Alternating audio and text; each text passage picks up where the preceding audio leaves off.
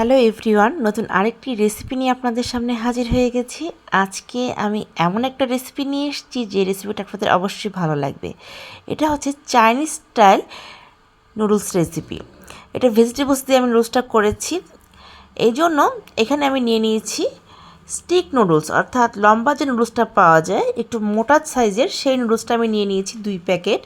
আর এখানে দিয়ে দেবো ফুলকপি। ফুলকপিগুলোকে আমি এরকম একটু পাতলা পাতলা স্লাইস করে কেটে নিয়েছি।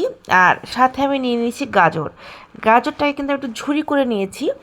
আর ফুলকপিটাকে কিন্তু একটু পাতলা করে কেটে নিয়েছি, কারণ চাইনিজ ভেজিটেবলসে এই গাজর আর ফুলকপিটা আপনারা একটু এভাবে কেটে নেবেন, তাহলে নুডলসটা খেতে ভালো লাগে। আর এখানে নুডলসটাকে আমি ভালো করে সিদ্ধ করেছি, আর সিদ্ধ করার সময় একটু তেল দিয়ে দিয়েছি যাতে করে নুডলসটা ঝরঝরে থাকে।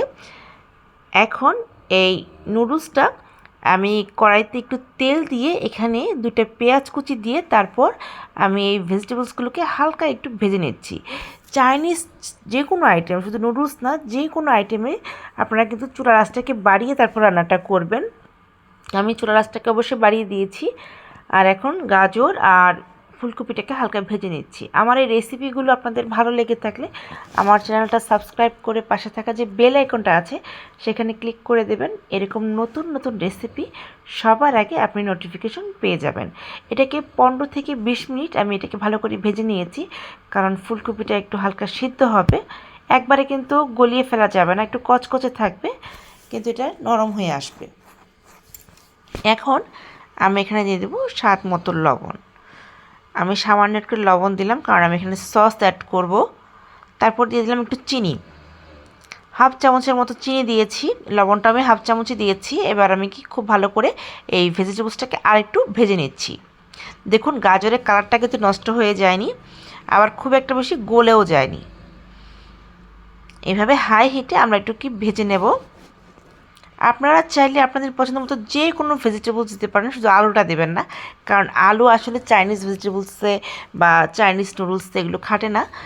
আমি এই জন্য গাজর আর ফুলকপি দিয়েছি। আপনারা চাইলে বটবটি বা পেঁয়াজকলি, সিম, মটরশুঁটি এগুলো দিতে পারেন।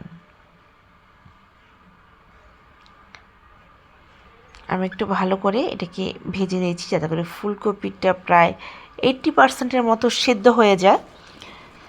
একটা জিনিস খেয়াল রাখবেন যেন ভেজিটেবলস থেকে জল না বের হয়। অনেক সময় কিন্তু ভেজিটেবলস থেকে জল বের হয়ে গেলে সবজির কালারটা নষ্ট হয়ে যায়। এই জন্য অবশ্যই চুলার আঁচটাকে বাড়িয়ে আপনারা ভেজিটেবলসটাকে হালকা একটু ভেজে নেবেন। ভাজা হয়ে গেছে। এখন যে নুডলসগুলো আমি সিদ্ধ করে ঝোড়া দিয়ে রেখেছিলাম সেগুলো আমি এই ভেজিটেবলসের সাথে দিয়ে দিলাম, দিয়ে খুব ভালো করে ভেজে নিচ্ছি। আমি কিন্তু ডিম অ্যাড করিনি, আপনারা চাইলে এখানে ডিম ভেজে দিতে পারেন। আমার কাছে ডিমটা বেশিটা ভালো লাগে না, এই জন্য আমি দিইনি। এখন নুডলসটাকে খুব ভালো করে মিক্সড করে দিচ্ছি। এই সময় এখানে আমি একটু দিয়ে দিয়েছিলাম ম্যাগি সস। তারপর এখানে আমি 4-5টার মতো কাঁচামরিচ লম্বায় আমি চিড়ে নিয়েছি যাতে করে ভেজিটেবলসের সাথে মানে মিলে যায়, এই জন্য আমি লম্বা করে দিয়েছি। আপনারা চাইলে ঝুরি করে দিতে পারেন।